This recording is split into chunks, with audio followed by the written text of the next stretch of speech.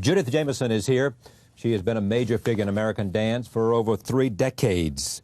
She was handpicked by Agnes DeMille for her first professional role at the age of 21. Shortly after she joined the Alvin American Dance Theater, that was 1965. He created some of his most memorable roles for her, including the 1971 solo Cry. She rose to fame with the company before leaving for Broadway in 1980. She later became a choreographer in her own right and founded her own dance company. After Alvin Ailey's death in 1989, she dissolved her group to become artistic director for his company. This year it celebrates its 40th anniversary, and I am very happy to have Judith Jamison back at this table. Welcome. Thank you. Long back. time. Long time. Too long. Now, here's what's interesting. Look at all this. Now, this is the Alvin playbill from City Center. Yes, Alvin Ailey, American Dance Theater, 40th anniversary with Dwana Smallwood on the cover. Now, here, and what else should we say except here comes Dance Magazine. Dance Magazine with Dwana Smallwood on the cover. And you want to make the point that... I want to make the point that in December issue of Dance Magazine, this is a real boon for us to have this happen, because a black woman on the cover of Dance Magazine in December is unusual. And that usually it's Nutcracker. Yeah. You know, Nutcracker's going on in December. Right. So is Alvin Ailey for the past 40 years. But this is quite unusual. And a guy named Richard Philp, we thank very, very much for that. I'm just happy to have all this stuff here. Now, what is this? The CD. Finally, you can buy Revelations and various works that I chose. A musical retrospective of 40 years ballets, of dance. 40 years of music. It's our CD, waiting for a lifetime to have this thing happen, and it finally did. So this is a great year for... This is sensational. For Judith Jamison, huh? This is something that I've been dreaming about for a very long time. Really? Oh, yes. Dreaming. To have all of this come together this way, the CD released at Tower, the Dance Magazine cover, 40 years of opening night of raising $1.3 million. How long has this been out, this autobiography? Gosh, I think that was 94. 94. Jackie Onassis was my editor. She asked me to do that. She gave you this time of writing this memoir? Did. Yes, she autobiography? Did. Yes, she did. She did, and I dictated it. Did she edit it? Yes, she did. Yes, she did. For Alvin? Yes. You remember him how? I remember him as a giant bear of a man with a generous heart. So generous, I didn't know how generous he was until I became the artistic director of the company. Alvin put up with so much from these young, vibrant dancers in order to let them know who they were as human beings and how much of a contribution they could make to the world as dancers.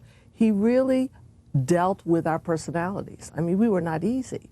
No dancer is easy because of what you're asking them to do.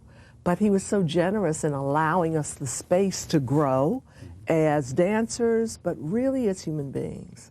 And I remember him and thank him for that mostly. His genius, of course, as a choreographer, and me being his muse was great, but also giving the opportunity to people like my associate artistic director, Masazumi Chaya, who's been with the company for 26 years, to give him the opportunity to be a rehearsal director, to dance with the company for 15 years. And then I made him the associate because he deserved to be the associate. He and numerous dancers in the company returned on our opening night, December 2nd, to celebrate Alvin's gift to us, the legacy that modern dance, all dance, came from people, actually, and should be returned to people. Is it a miracle that you survived for 40 years? I think it's just and right that we have, and I think by our own perseverance and our survivor attitude that we've benefited from audiences that love us, from a board that is totally dedicated to making sure that we stay alive, and from young people and fans, generations of fans that will not let us die, and corporations who believe that there is still something to say about the modern dance experience, and certainly the African American experience. The reason I said, is it a miracle, is simply because of the fact that it is not necessarily enough to have a lot of talent.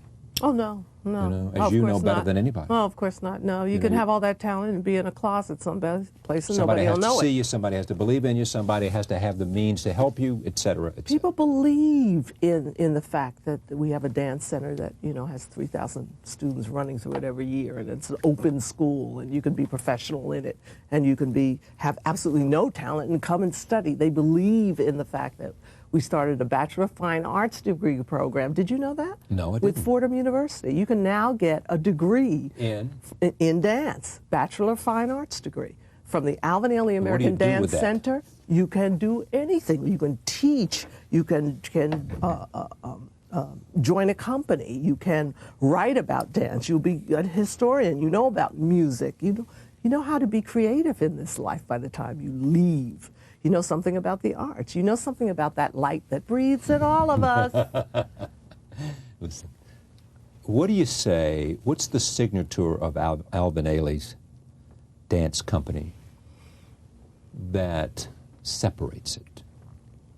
There are dancers on stage that are very interested in conveying something about who they are as human beings, so you will recognize yourself as being a part of this journey that we're all on.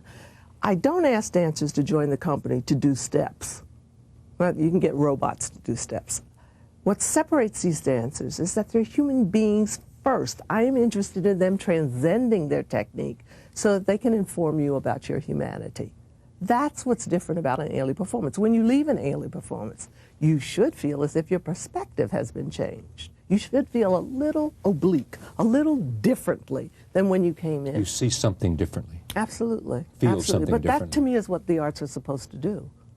And Change. Change. The arts are supposed to Make one feel different. Make one have another perspective.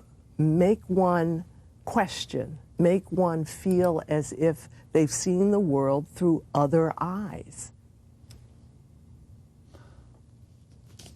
Dance, to you, is the art form you love most because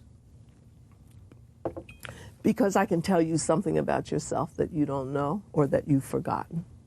And I speak of through that. dance. Absolutely. And I don't have to say a word to do it. You know, I have 31 dancers who can do that for you when you show up at City Center. You got to show up, folks. You want them there. You want them in They the audience. are there, and I there is such an excitement inside of me. There's this brightness inside of me that impels me to tell you, get to the theater. I cannot almost explain to you what happens between the audience and Ailey. You have to experience. You can ask some of your staff, they've been there. You've seen the company before. Yes. You don't put it into words. People come away and they come up to me on the street and they go, I just had and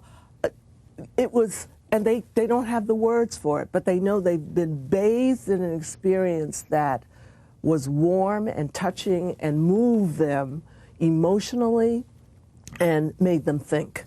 And that, to me, is what we do. Otherwise, we're not doing what we were supposed to do. We're also bringing people together that wouldn't be together. They're communities that come together that wouldn't necessarily have come together had they not been in the audience of Alvin Ailey. Alvin Ailey, the man. How was he different? What do you say about him? Humanist. He's a humanist. I mean, that's the key. It's very simple. It's not complicated with him at all. He understood people. When we were in a studio, when any dancer was in a studio with him, his ballets were about people. They weren't about trees. They weren't about, the grass. They weren't about the sky. They were about people and everything they could possibly feel looking at that sky or looking at that tree or feeling that pain or that angst or that joy. But he was about contributing what it was to really feel everything right here, deeply. Feel it deeply, not in a superficial way, but be as passionate and committed about what he was giving us and put it on a stage and dance it. And that's why we have Adwana Smallwood here, Yeah. who's dedicated as the other dancers. Let me show in it the this way, company, because they'll see the back has of this magazine. dedicated- That's not Duana Small. No, that isn't. No. Has dedicated her life. I mean, dancers dedicate their lives to convey this truth about their humanity and to share the light that we all have inside. What have you added to the company since you have been in control? I've extended everything that was the vision in the first place. For Extended instance, the vision. the BFA program. Alvin didn't think of a BFA program with Fordham University. That's Bachelor an of Fine extension. Arts. But Right. that started in a school in 1969 in the basement of Brooklyn Academy of Music. There are 20 women that do cry. 20 women that do cry that I've taught, and they have taught each other. This is the second generation away from me of dancers. I danced in the 60s and the 70s, a little bit of the 80s. These dancers are 22, 23, 61. 61. Oh, well, I shouldn't even. Well, let me put it this way. There's a dancer named Dudley Williams who's been with the company since 1964. He reinvents himself every time he comes on the stage. He is glorious. That would be 35 years. He is an extraordinary artist. So we have artists learning from artists. We have young people. We have a Renee Robinson who's been in the company for 17 years. Yeah. We have people that have been in the company for 6 months. They're all learning from each other, and they're all a part of the extended vision of Ailey, from the school to the first company to the repertory ensemble. Sylvia Waters, 12 dancers, 18 to 22. How did you know you were up to this? Because somewhere in my life... it's Alvin Ailey, not because you're not talented and all of that. No, because I came from a family in Philadelphia, Pennsylvania that said I was capable of doing anything. I had a mother and father that said, you want to do this? They said, you, my darling, wonderful baby child. Princess, he called Princess. me. Yes, yes. Dad called me Princess. God rest his soul. He called me Princess. And thank God he did, because it took a long time for somebody to call me a princess. Anyway. Well, it begins there, doesn't it? A little confidence will help. Absolutely, absolutely. But I was trained in the way, brought up in the way I should go. And when I was old, I didn't depart from it. And that meant simply that I had my eyes on a prize. Yeah, you had your eye on a prize. And that was to keep as well equipped to grab a hold of this life, enjoy it, be energized by it, and always meet the challenge, always. Since I was a child, 6 years old, the curtain goes up. What am I going to say in my first performance? Excuse me, I can't do this, I'm sorry. No. That is the dedication and commitment of a dancer. That's what dance teaches. That's why we have, like, the Ailey camps in Kansas City. Right. They were started in Kansas City 15 years ago. We just celebrated that. And Ailey camps are teaching dance and creative writing, and kids are still doing things like swimming, things you do in the summer. But that commitment and that example of a dancer who's willing to commit, dedicate their life to this huge, wonderful way of communicating with each other, children understand that. It's very direct. And they see people that love what they're doing, have a joy and a passion about it, and are committed to it. They see excellence. How important is it to have been a dancer if you want to be a great choreographer? They don't go hand in hand, unfortunately. They do not. They do great not, dancers do not necessarily make great choreographers. No, not at all. Balanchine? Not at all. Balanchine? No. Balanchine was a great choreographer. But not a good dancer. I have no comment about that. Oh, come on. Alvin was a great dancer. But? And a great choreographer. They Judith? were hand in hand. Judith? That's for someone else to say. But you thought of yourself as a great dancer. I didn't think of myself that way at all. Really? No, only in retrospect did I think, not great dancer, but certainly totally unique, which is what I want from every dancer that comes past my way. Totally unique. Unique? Absolutely unique. Is that better than good? That is called my singular voice. There's only one of me. There is only one of me. So most people who know the world of dance could see a dance choreographed by you and say, that's Judith Jamison. I'm sure. You're sure? I'm sure. What would they see? They would see, as in Echo Far From Home, reflections of a life of a young dancer who, in Philadelphia in the 50s, was pushed to the side because she was a child of color, because black children couldn't study in certain ballet schools in Philadelphia. But yet this child picked up those red shoes and kept going. She kept studying because she was surrounded by people who believed that she could accomplish anything. And she could. She's still trying to do that, and she's doing it with great support and help from some of the most wonderful, accomplished dancers, staff, and crew that has ever surrounded an artistic director. Do we include Dwana Smallwood in that group? We include Dwana, we include Yuri Sands, Renee Robinson, Matthew Rushing. I can go on, of course. What have you wanted to do that you have not done? Television. Really? Much more television. In an What, instant. dancing I wrote television? this in an article that I wrote for the New York Times. In an instant that we did a commercial that showed on the Academy Awards, more people saw us in that instant than saw us in the 40 years of our existence. There should be a way that we should be in the forefront of exploring situated movie, television, whatever. Just as I grew up with Milton Cross, you know, every Sunday, these young people should be able to see the Alvin Ailey American Dance Theater. Absolutely like that. Absolutely like that. Right. Echo was hard to do because it was autobiographical? Yes, very difficult to do. Painful or just sort of what? Wrenching. Wrenching. Wrenching, because the creative process does not necessarily dictate itself to you. Well, this is how mother is going to act. This is how father is going to act. But in the creative process in the studios, things develop. That's what's so wonderful. Things become new to you. Things that you thought were not there are there.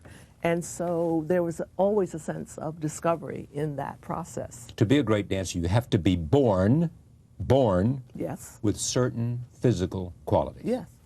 Otherwise, you can't be a great dancer. Absolutely. And you know where those physical qualities have to manifest themselves? Where? Here and here. In your the brain heart and your heart. the mind and the spirit. Yeah.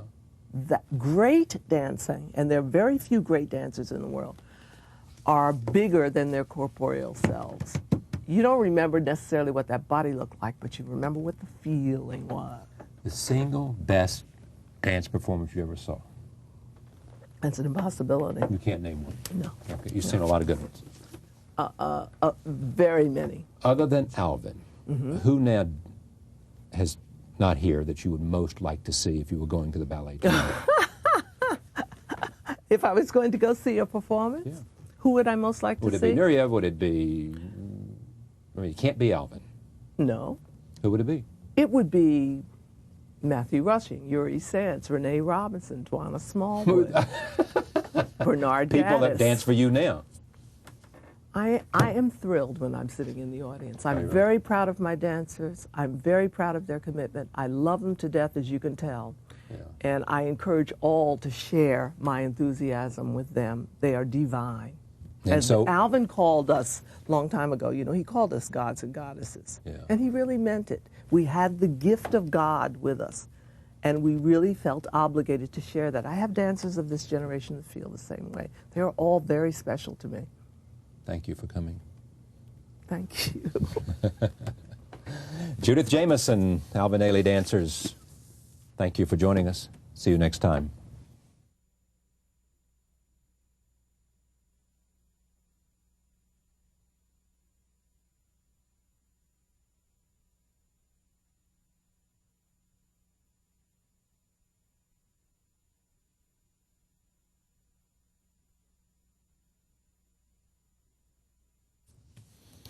Judith Jamison, the Alvin Ailey Dancing Spirit was autobiography. She wants you to know that the Alvin Ailey Dance Company is celebrating its 40th anniversary, December 2nd to January 3rd, American Dance Theater. Did I say that Alvin exactly? Ailey American Dance Theater. Alvin Ailey American Dance Theater, 40th anniversary. Thank you for coming. Thank you. Take a look at this clip. My thanks to Judith Jamison. We'll be right back. Stay with us.